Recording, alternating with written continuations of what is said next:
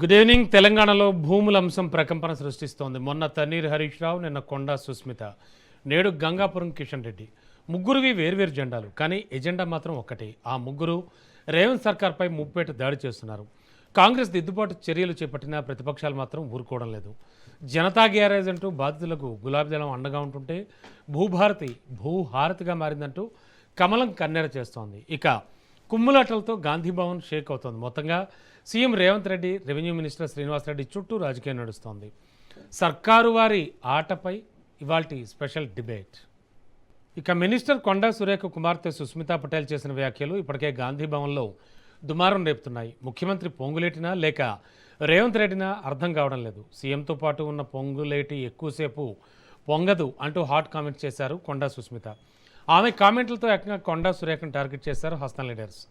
తక్షణమే రాజీనామా చేయాలంటూ ఆమెపై కఠిన చర్యలు తీసుకోవాలని డిమాండ్ చేశారు.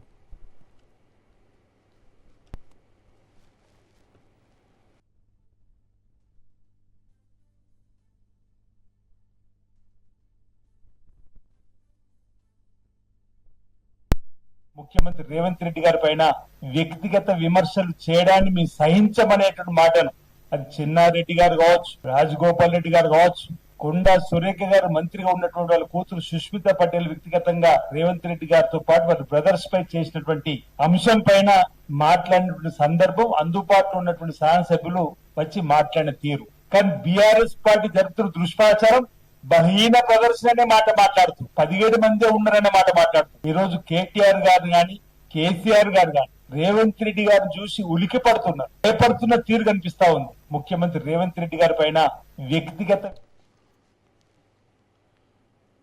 మరోవైపు కాంగ్రెస్ క్రమశిక్షణ కమిటీ తనకిచ్చిన నోటీసుకు ప్రణాళిక సంఘం ఉపాధ్యక్షుడు చిన్నారెడ్డి సమాధానం ఇచ్చారు.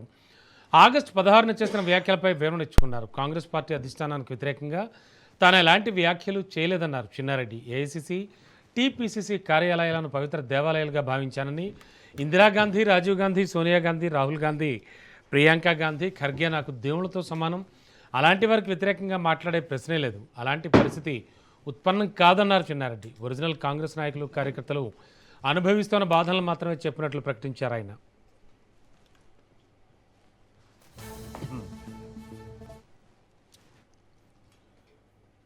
భాగ్యనగరంలో భూ కేటాయింపుల వ్యవహారం రాజకీయాలను కుదిపేస్తోంది. కోట్ల రూపాయల విలువైన భూములను అప్పనంగా అప్పగిస్తున్నారనే ఆరోపణలు మిన్నంటుతున్నాయి. 22A పేరుతో ప్రజలను మభ్యపెడుతున్నారని రాష్ట్ర ప్రభుత్వంపై కిషన్ రెడ్డి విమర్శలు గుప్పించారు. ఇక రేవంత్ రెడ్డి చేసిన అక్రమాలు, అవినీతి, అధికార దుర్వినియోగాన్ని కప్పిపుచ్చుకునేందుకే 22A అంశాన్ని తెరపైకి తీసుకొచ్చారని ఆరోపించారు.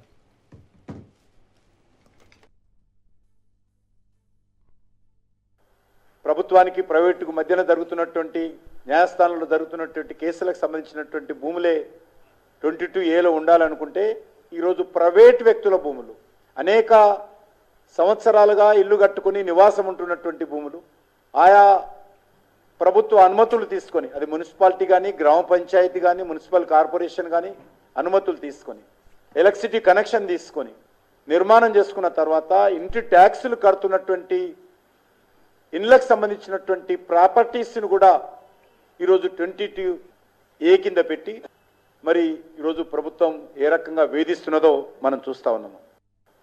ప్రభుత్వానికి మరోవైపు చూస్తే క్షేత్రస్థాయిలో పోరాటం నిర్వహిస్తున్నారు మాజీ మంత్రి హరీష్ రావు. మేడ్చల్ జిల్లాలోని బోడుప్పల్లో 22A నిషేధిత జాబితాలో భూములను చేర్చడంపై తన్నీర్ తీవ్ర ఆరోపణలు చేశారు. తిరుమల మెడోస్, లక్ష్మీ గణపతి కాలనీ, హేమానగర్ కాలనీకి చెందిన వందల మంది 22A బాధితులు ఆయన కలిసి ఆవేదన వ్యక్తం చేశారు. నిషేధిత భూముల జాబితా నుంచి తొలగించి తక్షణమే బాధితులకు న్యాయం చేయాలంటూ డిమాండ్ చేశారు హరీష్ రావు. ఓవరాల్గా చూస్తే కనుక తెలంగాణలో భూముల అంశం అయితే ప్రకంపన సృష్టిస్తోందని చెప్పాలి.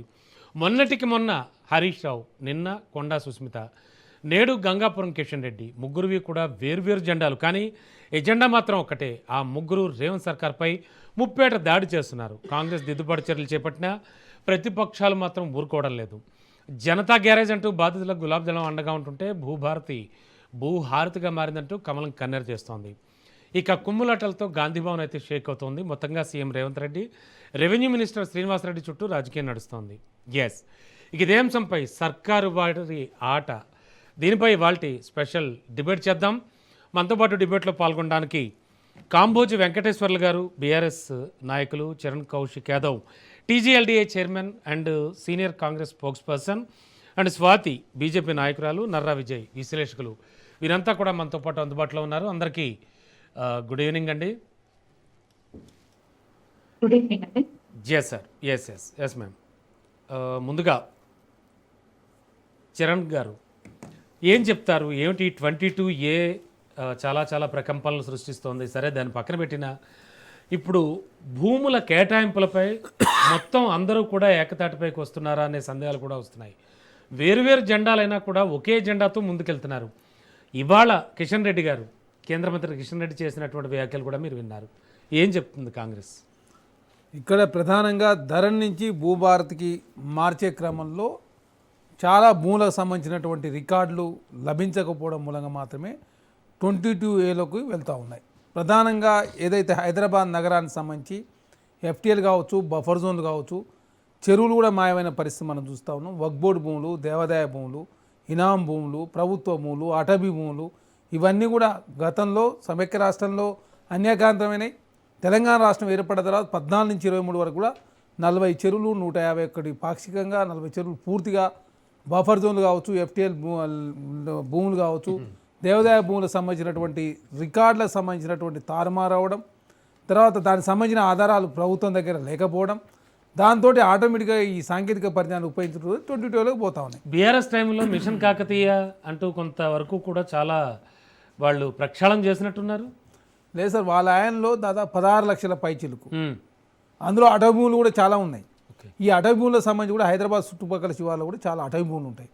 ప్రధానంగా ఈ సమస్య వస్తుంది కూడా కుక్కట్పల్లి, ఉప్పలు, తర్వాత బోడుప్పలు, ఎక్కడైతే ప్రభుత్వ భూములు ఉంటాయో, ఎక్కడైతే అటవీ భూములు ఉంటాయో, అప్పట్లో శివారు ప్రాంతం, ఎక్కడైతే దేవాదాయ భూములు ఉంటాయో, ఎక్కడైతే వక్ఫ్ బోర్డు భూములు ఉంటాయో, ఎక్కడైతే ఇనాం భూములు ఉంటాయో, ఎక్కడైతే ఏదైతే మిలిటరీ వాళ్ళకి ఇచ్చిన ల్యాండ్స్ కావచ్చు, ఇవన్నీ కూడా రికార్డులకు సంబంధించి సపోజు ప్రభుత్వ survey number, private survey number same ఉన్నప్పుడు ప్రభుత్వ సర్వే నెంబర్ ఉన్నటువంటి భూమి ప్రైవేట్ నెంబర్ సర్వేకి సంబంధించినటువంటి భూమిని అది డివైడ్ చేసుకోకపోవడం మూలంగా, రికార్డు ప్రక్షాళన చేసుకోకపోవడం మూలంగా ఈ ధరణి ద్వారా బీఆర్ఎస్ ప్రభుత్వంలో, తర్వాత కాంగ్రెస్ ప్రభుత్వం వచ్చే భూభారతిగా మార్చే క్రమంలో గతంలో బీఆర్ఎస్ ప్రభుత్వం కూడా చాలా పెద్ద ఎత్తున 22Aలో పోయిన మాట వాస్తవం. తర్వాత ఇప్పుడు కూడా పడ్డదాన్ని రాష్ట్ర ప్రభుత్వము 2 రోజుల నుంచి 15 రోజుల్లో సమస్యను పరిష్కరిస్తూ ఉన్నారు. మా ఉప్పల్ ప్రాంతాల్లో కూడా పడ్డాయి. ఎక్కడ పడ్డాయి? చెరువు దగ్గర ఉన్నటువంటి పడ్డాయి. ఉస్మాన్ యూనివర్సిటీ సమీపం, ఎందుకు ఉస్మాన్ యూనివర్సిటీ అంటే ప్రభుత్వ భూమి, అక్కడ బోర్డుపల్లి ఎందుకు, అక్కడ ఇనాం భూములు ఉన్నాయి, వక్ఫ్ బోర్డు భూములు ఉన్నాయి, తర్వాత దేవాదాయ శాఖకు సంబంధించిన భూములు, అటవీ భూములు ఉన్నాయి. కాబట్టి అక్కడ కుక్కటిపల్లి ఎందుకు, కొడుపల్లి సంబంధించి కూడా చెరువులు ఉన్నాయి. ఇక్కడ చెరువులు ఎక్కువగా ఉండడం, హైదరాబాద్లో దాదాపు HMDA పరిధిలోనే 100 చెరువులు ఉన్నాయి. తర్వాత బీఆర్ఎస్ ప్రభుత్వం ఆయనలో 40 చెరువులు అయితే మొత్తమే మాయమైన పరిస్థితి, 171 చెరువులు పాక్షికంగా మాయమైన పరిస్థితి. ప్రభుత్వ భూములు అయితే మీకు చెప్పాల్సిన అవసరం లేదు. పెద్ద ఎత్తున ధరని అడ్డం పెట్టుకొని చాలా పెద్ద ఎత్తున తెలంగాణ రాష్ట్రంలో భూములకు సంబంధించిన బదలాయింపు జరిగినాయి. కాబట్టి అవన్నీ సరిదిద్దే క్రమంలో 22Aలో పడతాయి. 22Aలో పడితే జెన్యూన్ వాటిని కూడా పరిష్కరించే ప్రయత్నం చేస్తా ఉన్నారు. దానికి సంబంధించి ఆల్రెడీ గ్రీవెన్స్ కూడా చాలా మంది పరేషాన్ అవుతున్నారు అంటున్నారు 22Aతో. బీఆర్ఎస్ వాళ్ళు పరిశాన్ అవుతున్నారు, భారతీయ జనతా పార్టీలు పరిశాన్ సామాన్య అవుతున్నారు. ప్రజలకు ఏనాడన్నా బీఆర్ఎస్ పార్టీ నాయకులు మా ఆయనలో తప్పు జరిగింది ఎప్పుడన్నా ఒప్పుకున్నారా?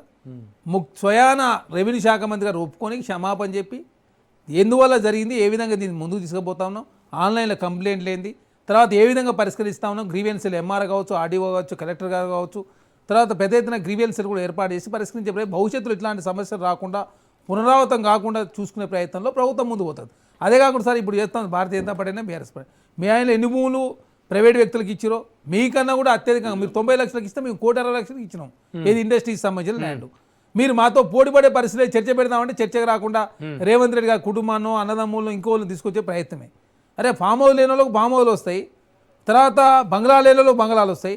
అరే రేవంత్ రెడ్డి గారు ముఖ్యమంత్రి కాకముందే వాళ్ళ కుటుంబ సభ్యులకు కావచ్చు, వాళ్ళ అన్నదమ్ములకు కావచ్చు, వ్యాపారాలున్నాయి, భూములు కాదు. ఏ గవర్నమెంట్ ఉన్నా, ఏ పార్టీ గవర్నమెంట్ ఫామ్ చేసినా కూడా ఈ భూముల వేలం అనేది తప్పదా? ఇంకా సార్ భూములకు సంబంధించి కేసీఆర్ గారు 7 లక్షల కోట్లు, 1,10,20,000 కోట్ల రూపాయల కాంట్రాక్ట్ బిల్లు చెల్లించకుండా మొత్తం అత్యధికంగా వడ్డీరేళ్ళ 11.5% వడ్డీరేళ్ళకి తీసుకొచ్చి తెలంగాణ రాష్ట్ర ఆర్థిక వ్యవస్థను చాలా చిన్నాభిన్నం చేసిన పరిస్థితి.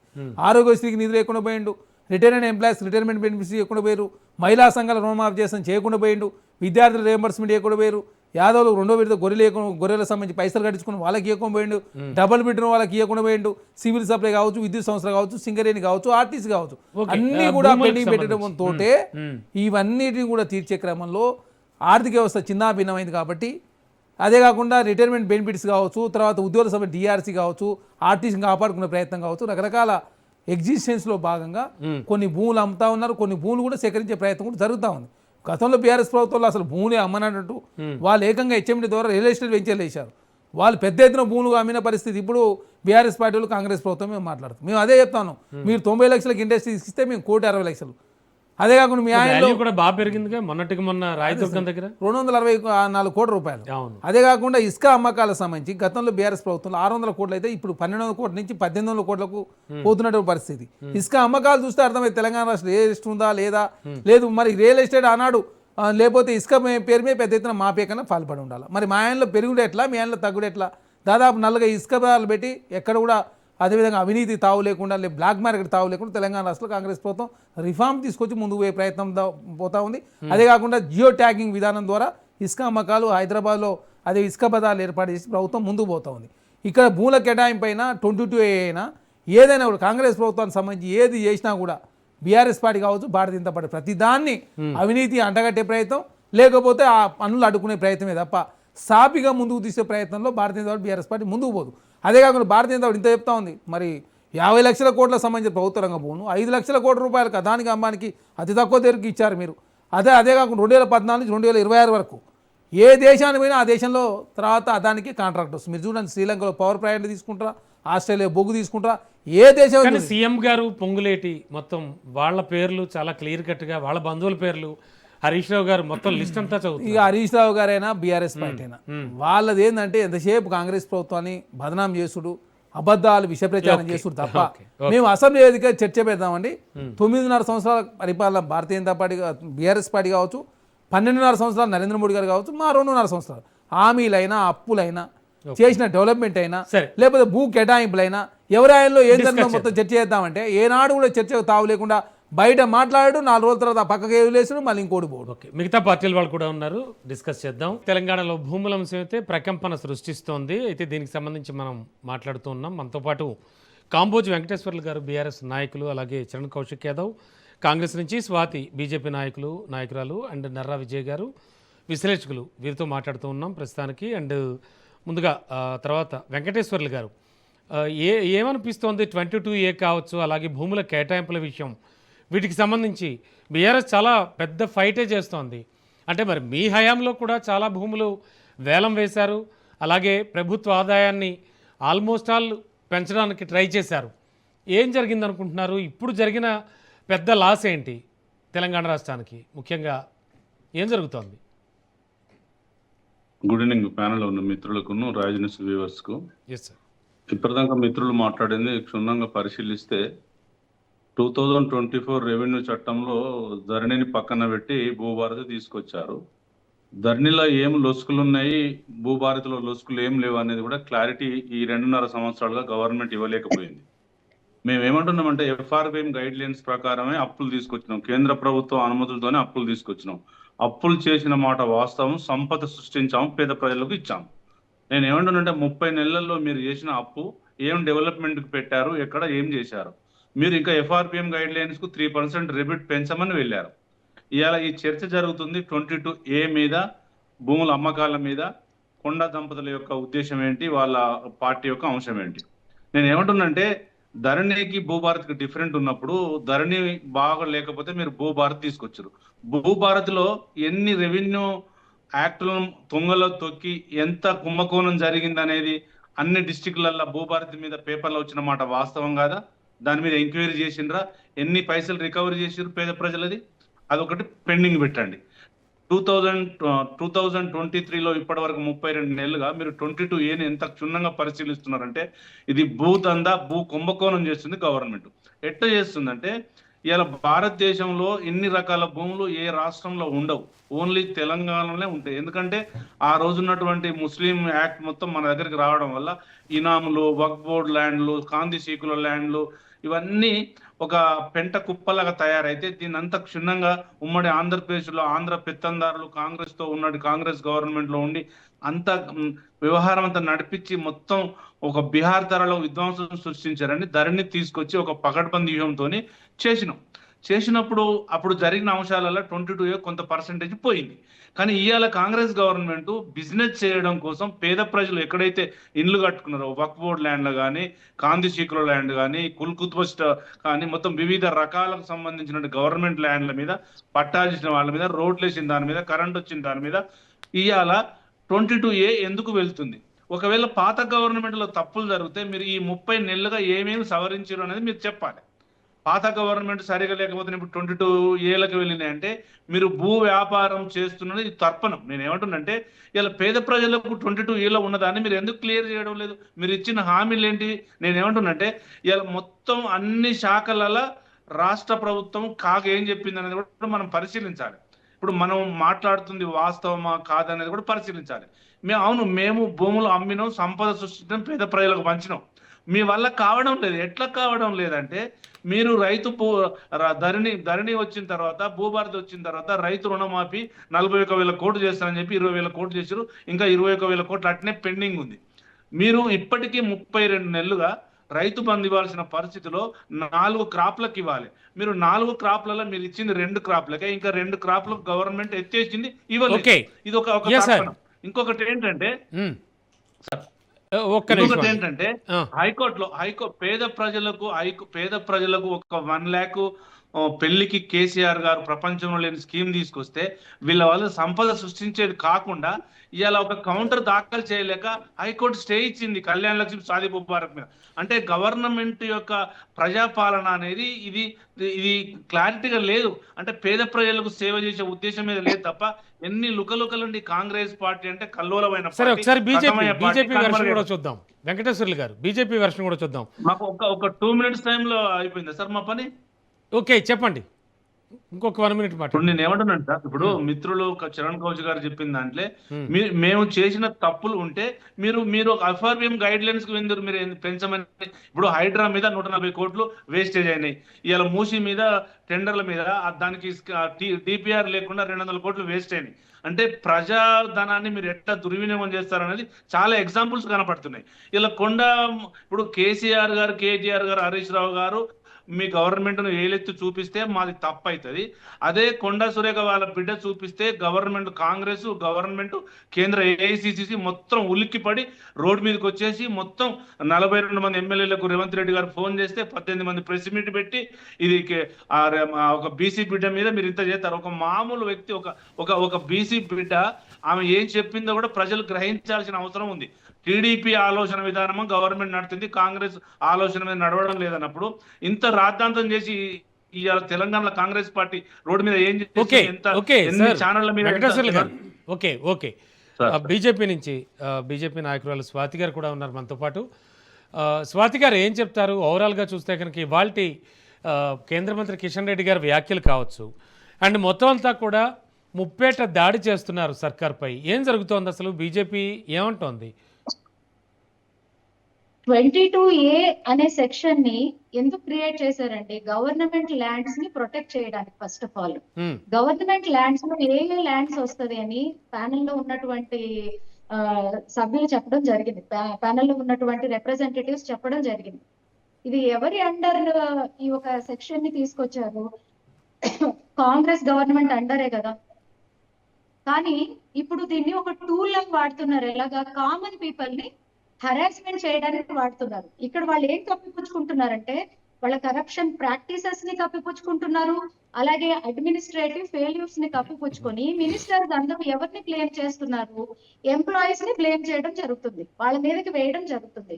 ఇక్కడ నేను బీజేపీ నుంచి డిమాండ్ చేసేది ఏంటంటే ఇమీడియట్ గా డీనోటిఫికేషన్ ఇవ్వాలి. అలాగే ఎవరైతే జెన్యూన్ వాళ్ళ ప్రాపర్టీస్ ఎఫెక్ట్ అయ్యాయో దాన్ని ఓనర్స్ కి న్యాయం ఇవ్వాలి ఈ విషయంలో. ఇంకోటి, నేను ఇదే విషయంలో మిమ్మల్ని ఒక క్వశ్చన్ అండి. ఎలాగంటే ఇప్పుడు ఈ కాంగ్రెస్ గవర్నమెంట్ దీనికి సంబంధించి ఒక టెంపరీ కమిటీని వేశారు, అలాగే ఒక హెల్ప్ లైన్ ని క్రియేట్ చేశారు, ఉపయోగం లేని హెల్ప్ లైన్ ని క్రియేట్ చేశారు. నా ఒక డిమాండ్ ఏంటంటే వీళ్ళు జిల్లా వారీగా ఒక వైట్ పేపర్ ని రిలీజ్ చేయాలి. ఎంత జెన్యున్ ఓనర్స్ ఒక ప్రాపర్టీస్ దీంట్లో ఎఫెక్ట్ అయి ఉన్నాయో, వాళ్ళు ఇబ్బందులు ఉన్నారో వాళ్ళకి సంబంధించి జిల్లా వైజ్ గా ఒక వైట్ పేపర్ రిలీజ్ చేయాలి. అలాగే దీనికి ఒక 30 రోజుల వ్యవధిని వాళ్ళు నిర్ధారంగా అనౌన్స్ చేయాలి. అనౌన్స్ చేసిన తర్వాత ఏదైతే మిస్టేక్స్ వీళ్ళు చేశారో దాని ద్వారా దాన్ని రెక్టిఫై చేసి ఎవరైతే బాధిత ఓనర్స్ ఉన్నారో వాళ్ళకి న్యాయం జరిగేలాగా చేయాలనేది అయితే నేను బీజేపీ పార్టీ తరఫు నుంచి డిమాండ్ చేస్తున్నాను. ఓకే. ఇవి ఈ 22A అనేది ఇందాక ప్యానెల్ లో మన కాంగ్రెస్ రిప్రజెంటేటివ్ చెప్పారు, బీఆర్ఎస్ రిప్రజెంటేటివ్ గారు కూడా దీని గురించి ఎక్స్ప్లెనేషన్ ఇవ్వడం జరిగింది. కాంగ్రెస్ రిప్రజెంటేటివ్ క్లియర్ గా చెప్పారు బీఆర్ఎస్ గవర్నమెంట్ లో కూడా ఈ ఒక ఇష్యూ జరిగింది అని. ఈ ఎలాగంటే ఈ 22A ఇష్యూస్ ఏదైతే బీఆర్ఎస్ గవర్నమెంట్ లో జరిగాయో వాటిని భూతద్దంగా చూపించి ధరణిని భూపార్టీగా మార్చి నెక్స్ట్ ఇటువంటి సమస్యలు అనేవి అసలు రావు. తెలంగాణలో ఇటువంటి ఇష్యూస్ వల్ల Of course. అంటే అవునండి. ల్యాండ్స్ కి సంబంధించినటువంటి కానీ ప్రాపర్టీస్ కి సంబంధించినటువంటి ఓనర్స్ ఎటువంటి ఇబ్బందులు పడకూడదు, బాధపడకూడదు. ఇలాగ డిపార్ట్మెంట్స్ చుట్టూ తిరుగుతూ వాళ్ళు డిప్రెషన్ లోకి వెళ్తూ బాధలు పడుతూ ఖర్చులు పెడుతూ ఈ కష్టాలు చూడకూడదు అనే ఉద్దేశంతో వీళ్ళు భూభారతిని తీసుకొచ్చి ఏం న్యాయం చేయగలిగారు? ఇద్దరు కూడా ఈ తెలంగాణ ప్రజలకి న్యాయం చేసేటటువంటి ఎటువంటి పనుల్ని ఇప్పుడు వరకు చేయలేదు. ఇటువంటి ఒక ఓకే, స్వాతి గారు. Sure. సెక్షన్స్ ని తీసుకొచ్చి కూడా తెలంగాణ Sure. ప్రజల్ని ఇంకా ఇబ్బందుల్లోకి తీసుకెళ్తున్నారు. కానీ వీటికి వీలైనంత త్వరితగతిలో వీళ్ళు సమాధానం చెప్పాలని అయితే నేను బీజేపీ పార్టీ నుంచి కోరుకుంటున్నాను. ఓకే అండి. సార్ విజయ్ గారు, ఓవరాల్గా చూస్తే కనుక మొత్తం గాంధీ భవన్ షేక్ అవుతుందా అనిపిస్తోంది. అంటే సీఎం రేవంత్ రెడ్డి కావచ్చు, రెవెన్యూ మినిస్టర్ శ్రీనివాస్ రెడ్డి చుట్టూ రాజకీయం నడుస్తోంది సార్. సో ఇది ఒక రకంగా చెప్పాలంటే సర్కార్ వారి ఆటగా మారిపోయిందంటూ కూడా విపక్షాలన్నీ విమర్శిస్తున్నాయి. ఏం మాట్లాడుకోవచ్చు ఓవరాల్గా ఇష్యూ?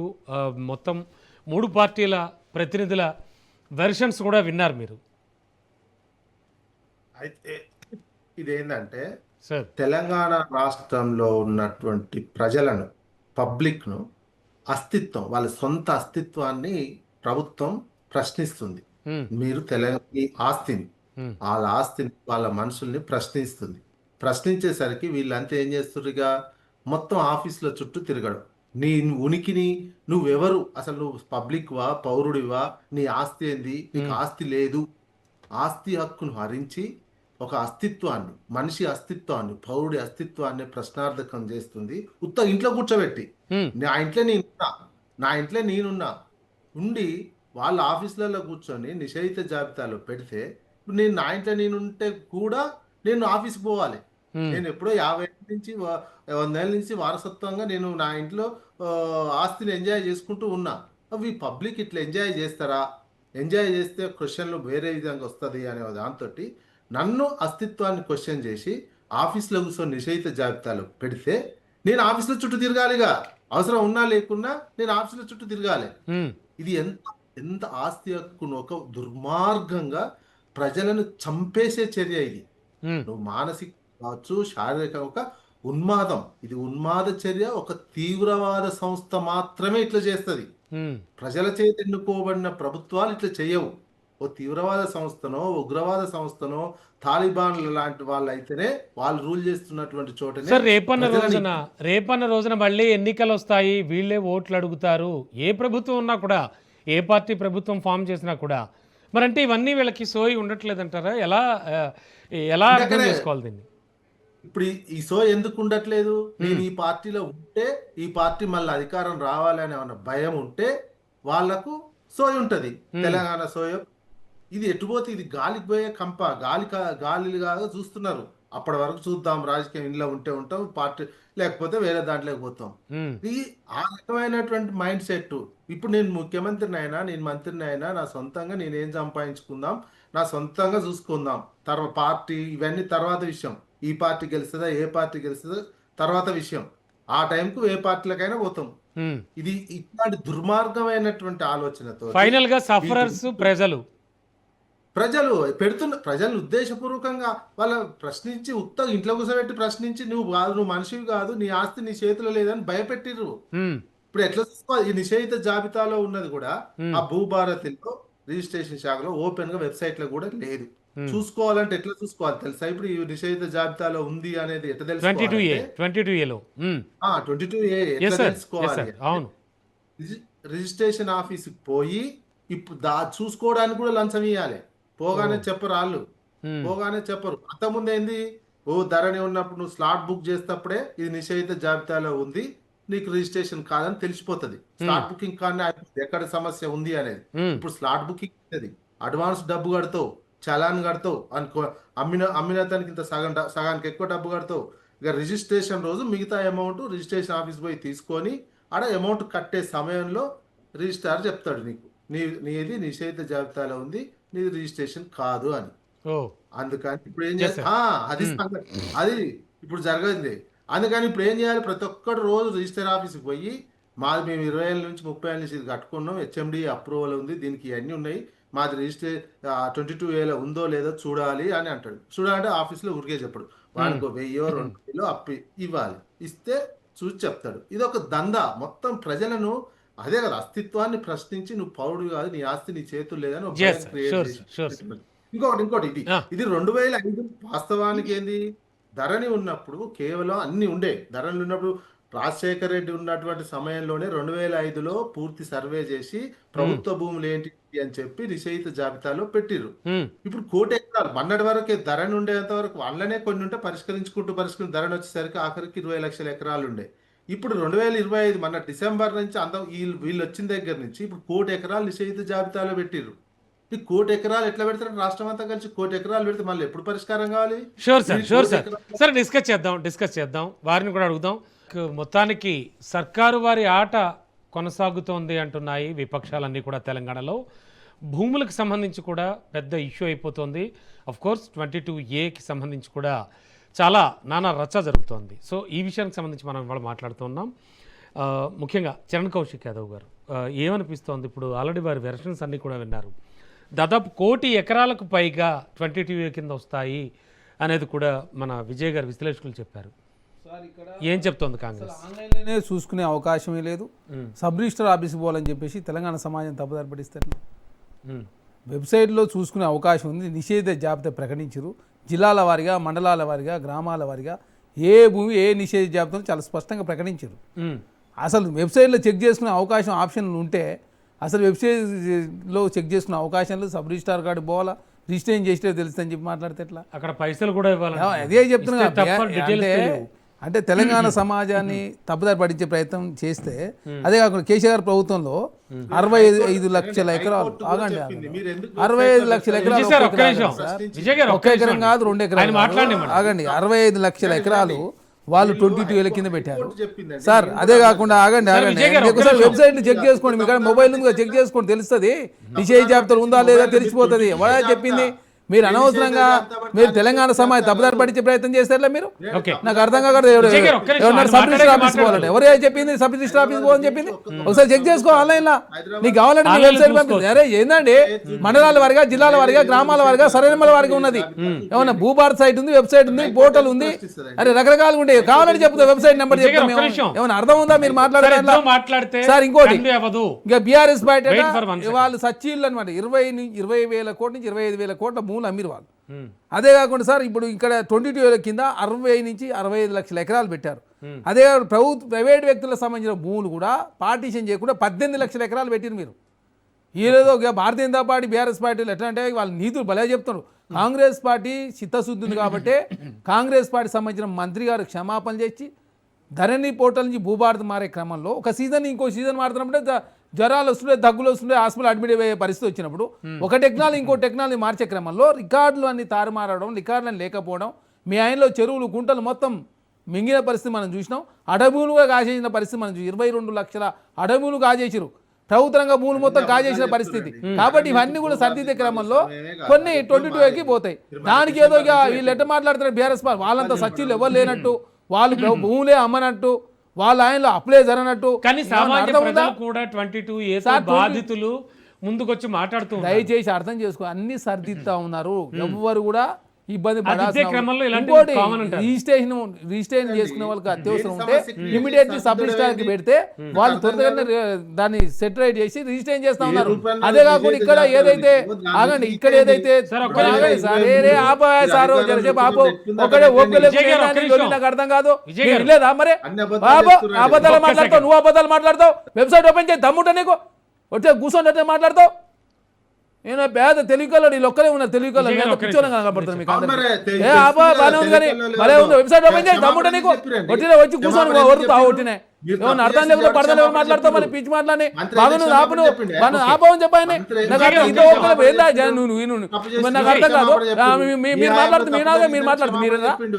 ఆపు బాగానే ఉంది విజయ్ నీ గారు, ఒక్కరికి బాగా తెలుసు బాగా మీకు విజయ్ ఒక్కరికి బాగా గారు, తెలుసు మరి విజయ్ గారు మాకు అందరికి చెప్పు. తెలియదు మీకు ఒక్కరికి బాగా తెలుసు మీ ఇక. మంత్రి అరే ఆపు సార్ క్షమాపణ చెప్పి మాకు ఆపండి విజయ్ గారు, మీరు ఇద్దరు మీరు అధికారులుగా మాట్లాడండి. మాట్లాడకండి మీకేం తెలియదు ఊకోవాలా మీరు సార్ ఇద్దరు జరసేపు ఆపండి మాట్లాడితే మీరు కన్వే అవ్వదు విషయం. నాకు అర్థం కాదు Debate ఆయన పక్కన ఏదో ఆయన పోతుంది. ఒక్కరికే తెలుసు అన్నట్టు ఒక్క ఆయన నిమిషం. ఒక్కడే విజయ్ సచిన్ గారు. చేశారు అన్నట్టు ఏముందండి? అరే నాకు అర్థం కాకడితే ఏంది తప్పైందని సరే, అరే చెప్పి తప్పేందా నాకు అర్థం కాదు ఏనాడన్నా కేసీఆర్ తప్పు ఒప్పుకుండా తప్పేందని చెప్పి మీకు దమ్ము ధైర్యం లేదు మీరు ఏనాడు ప్రజల ముందుకు వచ్చి మీరు మీ వల్ల ఎవరు? ఎంతమంది నీకు అన్యాయం జరిగింది మరి నీకు దమ్ముదే, అరే దమ్ముదే ఆపు సార్ ఒక్క నిమిషం. మీకు మొత్తి మాట పిచ్చి మాట మాట్లాడదు మీరు దయచేసి మాట బంద్ చేసేయాలి మీరంతా టిఆర్ఎస్ వెంకటేశ్వర్లు గారు తెలంగాణ దోపిడీ చేసి ఆగం చేసి ఒక్క నిమిషం. అట్లాంటి దుర్మార్గుల పక్షాన వ్యవహరిస్తూ మీరంతా న్యూట్రల్ గా మేమేదో జర్నలిస్టులం మేమేదో ఎనలిస్టులం అని చెప్పి వచ్చేసి ఏంటో మాట్లాడేది wait. వాస్తవాలను సార్ సార్, ఒక మేమేమో మాట, వాస్తవాలు ఒక మాట. మాట్లాడాలి ఎవరైనా ఏమనంటే మీరు ప్రభుత్వం ఒక మాట, భూములు అమ్మొచ్చు ఒక మాట, సార్. మీరు మాత్రం ధరని అడ్డం పెట్టుకొని ఒక భూములు మాట, కొలగొట్టచ్చు ఒక మాట. మీ ఆయనలో చెరువులు మొత్తం ఇలా హైడ్రాన్ అడ్డం పెట్టుకోవడం ఏమంటే ఏదో సార్ ఏమన్నా అర్థం ఒక మాట, ఉందండి సార్. 1,50,000 కోట్ల రూపాయలకు సంబంధించిన ప్రభుత్వ భూములను FTL బఫర్స్ ఉన్న భూములు కాపాడినాం 6 చెరువులు పునరుద్ధరించడం ఇంకా 14 చెరువులకు సంబంధించినటువంటి ఒక మాట, ప్రక్షాళన సార్. జరుగుతుంటే ధరణి విషయం అదేవిధంగా హైడ్రా విషయంలో హైదరాబాద్ ప్రజలంతా ప్రశంసిస్తా ఓకే, ఒక్క ఉన్నారు నిమిషం. మిగతా BRS రాష్ట్రాలు కావచ్చు version తీసుకోవాలి. మిగతా ప్రాంతాలు పెట్టాలని చూస్తుంటే wait, మీరు sir. 1,45,000 ఎకరాలు ఒక మాట, అదే సార్ ఒక మాట, త్రిపుల్ సార్. జీవోలో తొలగించారు మీరు హైదరాబాద్ ని మొత్తం కలుషితం చేసే మీద కాలుష్యమయం ఒక చేసే మాట, ప్రయత్నం ఒక చేసిన మాట, దుర్మార్గులు మీరు మాట్లాడుతున్నారు బీఆర్ఎస్ పార్టీ వాళ్ళు భారతీయ జనతా వెంకటేశ్వర్లు నాయకులకు గారు. అర్థం కాదు వెంకటేశ్వర్లు గారు అదే అదే నేను మాట్లాడతాను చెప్పండి సార్ ఒక్క నిమిషం విజయ్ గారు మీరు మాట్లాడకండి నేను ఏమంటున్నా ప్లీజ్ నేను ఏమంటున్నాంటే సార్ బీఆర్ఎస్ గవర్నమెంట్ 9.5 సంవత్సరాలుగా 22లో ఎంత పెట్టింది 58 సంవత్సరాలు కాంగ్రెస్ పార్టీ చేసిన విధ్వంసం తెలంగాణ రాష్ట్రానికి జరిగింది ఆంధ్ర పెట్టుబడిదారులతో లాలుచిపడి భారతదేశంలో తెలంగాణ ఎంత వెనుకబడ్డది కూడా చెప్పాలి. నేను ఏమంటున్నంటే కోర్టు ముందుకు వచ్చి 22A ఉన్నటువంటి అంశాలను జిల్లాల వారీగా వెబ్సైట్ లో పెట్టమన్నమాట వాస్తవం కాదా? అది మినిస్టర్ మంత్రి గారు క్షమాపణ అడిగింది వాస్తవం కాదా? ఇంకొకటి ఏంటంటే మనం గ్రహించాల్సింది ధరణిని పోర్టల్ ను తయారు చేసింది నల్సార్ యూనివర్సిటీ వాళ్ళే, ఇవాళ మళ్ళీ భూభారతిని తయారు చేసింది కూడా నల్సార్ యూనివర్సిటీ వాళ్ళే, ఆ ప్రొఫెసర్లే తయారు చేశారు. ఒకవేళ దాంట్లో తప్పులు ఉంటే ఈ 30 నెలలుగా మీరు ఏం చేస్తున్నారు? ఒకవేళ తప్పులు ఇప్పుడు ధరణిలో తప్పులు జరిగితే దాంట్లో 22 పెడితే మీరు ఎందుకు ఇప్పటి వరకు నోరు మూర్చుకొని ఊరుకున్నారు? నేను ఏమంటున్నానంటే 22A అనేది బీఆర్ఎస్ పార్టీ తీసుకొచ్చింది కాదు, కాంగ్రెస్ పార్టీ ఇప్పుడు గవర్నమెంట్ తీసుకొచ్చింది కాదు. గత 20-30 సంవత్సరాలు 40 సంవత్సరాల 22A ఉంది. ఎందుకు 22A ఉంది అంటే ఇప్పుడు ఫర్ ఎగ్జాంపుల్ ఒక ఎక్స్ సర్వీస్ మెన్కు ఒక 3 ఎకరాలు కేటాయిస్తే ఆయన ఎక్కడో జాబ్ చేస్తే అది ఎవరు కబ్జా కాకుండా ఆ ల్యాండ్ ను 22 పెట్టారు ఎగ్జాంపుల్. అట్లనే ఇనాములు 17 రకాల ఇనాములను, గవర్నమెంట్ ల్యాండ్లను, వక్ఫ్ బోర్డ్ ల్యాండ్లను, కాందీ షీకుల ల్యాండ్లను, ఆన్ పట్టా ల్యాండ్లను, Prohibited property Aadhaar online card లో లేని వస్తుంది. వాటిని, కదా, కనబడిన prohibited, వాటిని, చూడండి. ఈ అన్నిటిని ఒట్టినే బోగస్ 22 మాటలని పెట్టి బీఆర్ఎస్ పార్టీలు గవర్నమెంట్ బల నేర్చుకున్నారని నాకు అర్థం కాకడతా గవర్నమెంట్ ఒక మాట సార్ ఒక మాట 22A బీఆర్ఎస్ పార్టీ గవర్నమెంట్ లో చాలా పకడ్బందీగా బా ధరణి పోర్టల్లో చాలా క్షుణ్ణంగా ఉంది. ఒకవేళ దాంట్లో తప్పులు జరిగినాయి ఉంటే మీరు ఒక వైట్ నోట్ పేపర్ ఇచ్చేసి ఇక్కడ తప్పులు జరిగినాయి, ఇది గవర్నమెంట్ తప్పులు చేసింది, మేము పరిశీలిస్తాం, దీన్ని సమాధానం చెప్పి క్లియర్ చేస్తామని మీ మేనిఫెస్టోలో పెట్టిన తర్వాత మరి మా తప్పులు ఇప్పటి వరకు ఎందుకు చెప్పట్లేదు? ఇంకొకటి ఏంటంటే చెరువులు కుంటలు కబ్జాలు జరిగినాయి అన్నమాట అంటున్నారు. 40-50 సంవత్సరాలు కాంగ్రెస్ పార్టీ ఎన్ని చెరువుల కుంటలను నాశనం చేసింది? మిషన్ కాకతీయ మీద 45,000 చెరువులను 16,000 20,000 కోట్లు ఖర్చు పెట్టి తీసిన మాట వాస్తవం కాదా? FTL మీద కాంగ్రెస్ లో ఉన్నటువంటి మినిస్టర్లు ఎమ్మెల్యేలు కబ్జాలు చేశారు. హైదరాబాద్ మొత్తం విధ్వంసం చేసింది కాంగ్రెస్ పార్టీ కదా. వెర్షన్స్ కూడా తీసుకోవాలి, సమయం కూడా చాలా తక్కువ ఉంది. Wait for 1 second sir. Swathi గారు చెప్పండి. సార్ వినిపిస్తుందా అండి? వినబడుతోంది, చెప్పండి మేడం. ఓకే, ఉమ్, ఇప్పుడు ఉన్న సిచ్యుయేషన్ అయితే నేను కొలాప్స్ ఆఫ్ గవర్నెన్స్ అని అంటానండి. ఉమ్, ఎందుకు అంటే మీరు దాదాపుగా 3 సంవత్సరాలు వచ్చి 3 సంవత్సరాలు అవుతుంది కాంగ్రెస్ గవర్నమెంట్ వచ్చి. ఉమ్, వచ్చిన తర్వాత రెవెన్యూ డేటా కానీ registration and sorry stamps and registration department డేటాని ఎందుకు స్ట్రీమ్ లైన్ చేయలేకపోయారు మీరు? ఉమ్, స్ట్రీమ్ లైన్ చేసి ఉంటుంటే ఇన్ని ఎర్రర్స్ వచ్చాయా, ఇన్ని ఇబ్బందులు వచ్చాయా? ఇంకొకటి ఏంటంటే డైరెక్ట్ గా మినిస్టర్స్ బహిరంగంగానే గమనించండి మీరు, ఈ గ్రౌండ్ లెవెల్ రెవెన్యూ ఆఫీసర్స్ ఎవరు ఉంటారో వాళ్ళందరినీ బ్లేమ్ చేస్తున్నారు వీళ్ళు. అదొకటే కాదు, స్టేట్ ఎంప్లాయీస్ అసోసియేషన్స్ ప్రొటెస్ట్ చేశారు. నెలల ముందు ఇటువంటి ఇబ్బందులు ఉండి కూడా చీఫ్ మినిస్టర్ వరకు తీసుకెళ్ళినా కూడా ఇవెందుకు రెక్టిఫై చేయట్లేదు? అంటే ఇవన్నీ కావాలనే చేస్తున్నారని కదా అర్థము. ఇక్కడ కాంగ్రెస్ గవర్నమెంట్ కానీ కాంగ్రెస్ గవర్నమెంట్ కి సంబంధించిన ప్రతినిధులు ఒక ఫెయిల్యూర్ మనకి ఇక్కడ క్లియర్ గా తెలుస్తుంది. ఇవన్నీ ఎందుకు yes ma'am, sure, sure. ఇక్కడ protest One second, one second. ఇక్కడ ఒక నిమిషం, ఇక్కడ Sure, sure. protest విజయ్ గారి చేసింది version కూడా తీసుకోవాలి, మనకు సమయం లేదు ఎంతో. అండర్ ఉండేటటువంటి స్టేట్ గవర్నమెంట్ ఎంప్లాయీస్ ప్రొటెస్ట్ చేశారు. వాళ్ళు చెప్పారు ఇటువంటి Yes, ma'am. ఇబ్బందులు Yes, ma'am. Chief minister Yes, వరకు ma'am. తీసుకెళ్ళినా సరి చేయలేదు అంటే ఇక్కడ మనం గమనించాలి కదా. లైవ్ లో ఇద్దరు పార్టీ రిప్రజెంటేటివ్స్, కాంగ్రెస్ గాని బీఆర్ఎస్ పార్టీ రిప్రజెంటేటివ్స్ మీరు ఇష్టం వచ్చినట్టుగా మాట్లాడడము, ఇలా గొడవలు పడడము ఎంత న్యాయం చెప్పండి? పబ్లిక్ yes ma'am, గమనిస్తున్నారు. yes ma'am. మనకు సమయం లేదు, please. One second, one second. ఎలా వస్తుంది? Sure అండి. అట్లీస్ట్ మన ప్రతినిధులుగా వాళ్ళ పట్ల వాళ్ళ ఇబ్బందిని న్యాయంగా ప్రజెంట్ చేస్తే దారి వస్తుందేమో అని వినడానికి వాళ్ళు ప్రయత్నిస్తూ okay. ఉన్నప్పుడు మనకి ఇష్టం వచ్చినట్టు ఇలా ఇటువంటి లాంగ్వేజెస్ వాడి మనం డిబేట్ లో పార్టిసిపేట్ చేయడం ఎంతవరకు Sure, correct? sure. అలాగే One అందరి sec, ఇష్టం ma'am. One sec. చాలా న్యాయంగా ఉన్న విషయాల్ని Done. మన ముందుకు విజయ్ గారు. పెడుతున్నారు. Yes ma'am. గవర్నమెంట్ పేర్లను అతీతంగా పెట్టి ఆయన ఉన్న సిచ్యువేషన్ ఎక్స్ప్లెయిన్ One చేస్తున్నప్పుడు second. ఆ పాయింట్స్ ని కూడా మనం తీసుకోగలగాలి. Sure sure sure one second అండి, వన్ సెకండ్ మేము ఒక్కసారి ఆగండి. విజయ్ గారు ఆల్రెడీ మొబైల్లో ఓపెన్ చేసి చూపిస్తున్నారు. చరణ్ గారు, మీరు ఆఫీసులకు వెళ్ళక్కర్లేదు, ఆన్లైన్లో చూసుకోవచ్చు 22A ఉందో లేదో. నిషేధిత భూముల జాబితాలో మీ భూమి, మీ ప్లేస్ ఉందో లేదో చూసుకోవచ్చు అని చూపిస్తున్నారు ఆయన. నేను కూడా చూపిస్తున్నా. యాడ్ ఓపెన్ అవుతుంది, యాడ్ ఓపెన్ అవుతుందండి. చరణ్, ఇప్పుడు వాళ్ళేది ఓపెన్ చేసారు, ఏ వెబ్సైట్ ఓపెన్ చేసారు? 3 రకాల వెబ్సైట్లు ఉన్నాయి, ఒకటి కాదు రెండు కాదు. యాడ్ ఓపెన్ ఎందుకంటే నాకు అవుతుంది. అర్థం కాకడతా చూసిండట, ఈయన ఒక్కడే ఉన్నాడు ఇక అదే వచ్చింది బీఆర్ఎస్ ఇగో. అమ్మ బెడ అడుకునేది ఏంది ఇలాగా నన్ను డిస్టర్బ్ చేయలే. ఆయన ఎట్లా మాట్లాడిపిస్తా నేను? One నువ్వు second. టీఆర్ఎస్ కండు వేసుకొని మాట్లాడు, Toll free న్యూట్రల్ గా number మాట్లాడాల్సిన ఇచ్చిండు. వ్యక్తి ఆయన ఏదైనా ఇష్టం చెప్పి వచ్చేసి నీ ఇష్టం Toll free వచ్చినట్టు number మాట్లాడాలి. ఆగండి. ఆగాల వాస్తవాలు ధరని చెప్తే అడ్డం పెట్టుకొని మొత్తం వాస్తవాలు వేల చెప్తే లక్షల ఖండితం భూములు మొత్తం లక్షల ఎకరాలు గుంజుకోండి మీరంతా. మాట మీరేదో మాట్లాడండి. సచిన్లు నిజాయితీ పనులు మా అంత నిజాయితీ పనులు మాట్లాడితే ఎట్లా? ఇంకోటి 2014 నుంచి 2023 వరకు ఎన్ని చర్యలు గుంజుకున్నారో తెలియదు తెలంగాణ సమాజానికి, ఎన్ని చర్యలు మాయం చేసినో తెలియదా? అదే కాకుండా త్రిపురం జీవోలు ఎత్తేయడం ద్వారా 5 రూపాయలు తాగితే ఏ విధంగా నష్టం చేస్తుందో తెలియదా? ప్రకృతి విధానం కలిపితే ఎప్పుడైతే ఎట్లా చేస్తుంది తెలియదా? కాదు సార్, దయచేసి ఏంటంటే బీఆర్ఎస్ పార్టీ కనీసం కేసీఆర్ గారు క్షమాపణ చెప్పలేదు. ఆయన ఆ కేసీఆర్ గారు పడుచుకున్న పాపాన పోలే రైతుల్ని ధరల పేరు మీద మొత్తం లక్షల ఎకరాలు గుంజుకోండి మీరు. నాకు అర్థం కాదు ఏంటని మాట్లాడేది. కాదు సార్, ఆయన నాకు అర్థం కాదు వాళ్ళని కాదు. అరే ఎట్లుంటే సార్ నాకు అర్థం కాదు. నేను మాట్లాడుతుంటే మళ్ళీ డిస్టర్బ్ చేసి మళ్ళీ వేదిక వాళ్ళు చెప్పిందే కరెక్ట్, కాంగ్రెస్ ప్రభుత్వం చేసి తప్పు, ప్రభుత్వం ముందుకు వచ్చి ఒక మంత్రి గారు బయటకు వచ్చి అరే చాలా స్పష్టంగా క్షమాపణ చెప్తే సార్ ఇప్పుడు ఎక్కడ విశ్లేషకులు అండి బీఆర్ఎస్ పార్టీ నాయకులు కండ వేసుకొని మాట్లాడాలి. ఆయన బీఆర్ఎస్ పార్టీ నాయకులు వచ్చేసి ఇద్దరు కూర్చోబెట్టి మీరు నాకు అర్థం కాకుండా సమయం లేదు. మాట్లాడేది మీరు విజయ్ బీఆర్ఎస్ పార్టీ కండ వేసుకొని మాట్లాడే ఎవడైతే ఇష్టం వచ్చిన మాట్లాడుతూ చూస్తూ ఊరుకుంటూ అనుకుంటారు ఏమన్నా మీరు? సమయం లేదు. విజయ్ కంక్లూడ్ చేస్తూ చెప్పండి ఫైనల్ గా ఏమంటారు? ఫైనల్ గా ఒక్క మాట క్లుప్తంగా. ఫైనల్ ఏం లేదు, ప్రభుత్వం ఏంది వీళ్ళు నిజంగానే అనుకుంటే 2023 డిసెంబర్ కదా వీళ్ళు అధికారంలోకి వచ్చింది, ఆ రోజు వరకు నిషేధిత జాబితాని అందులో పెట్టండి. మిగతా ఇప్పుడు అనవసరం మిగతాది మీకు, ఎందుకంటే ఆల్రెడీ అది ఎట్లుంది అట్లా చేస్తే మీరు పెడతామని కూడా అంటున్నారు. మీరు ఏంది క్షమాపణ చెప్పి ఈ అన్ని వద్దు ఇంటర్నల్ గా చెప్పినవని ఏది ఇంకా వరకు 2023 డిసెంబర్ వరకు నిషేధిత జాబితాలో ఏవేమైతే ఉన్నాయో దాన్నే చేయండి. ఇప్పుడు లేనటువంటి వాటిని యాడ్ చేసి 50 ఏళ్ల నుంచి ఇప్పుడు జూబ్లీహిల్స్ మొత్తం పెట్టిరండి. జూబ్లీహిల్స్ సొసైటీ ఉంది, ఇప్పుడు గోపన్నపల్లిలో మా జర్నలిస్టుల సొసైటీ ఉంది. అవును. ఇవన్నీ ఏంది ప్రభుత్వం దగ్గర కొత్తపేటలో ఉడా కాంప్లెక్స్ ఉన్నది. అవన్నీ ఏం చేసి అన్ని పెట్టారు నిషేధిత జాబితాల.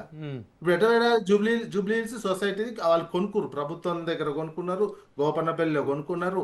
ఇంకా షూర్ సార్ అర్థమైంది. ఏదేమైనా కూడా మొత్తం తెలంగాణలో అయితే భూముల అంశం ప్రకంపన సృష్టిస్తోంది. చూద్దాం ఇది ఎన్ని మలుపులు తిరుగుతుందో. ఎనివే థ్యాంక్ యూ అండి డిబేట్లో పాల్గొన్నందుకు చరణ్ గారు, వెంకటేశ్వర్లు గారు, స్వాతి గారు అండ్ విజయ్ గారు. Thank you so much. So ఇది వాళ్ళ స్పెషల్ డిబేట్. చూస్తూనే ఉండండి రాజ్ న్యూస్.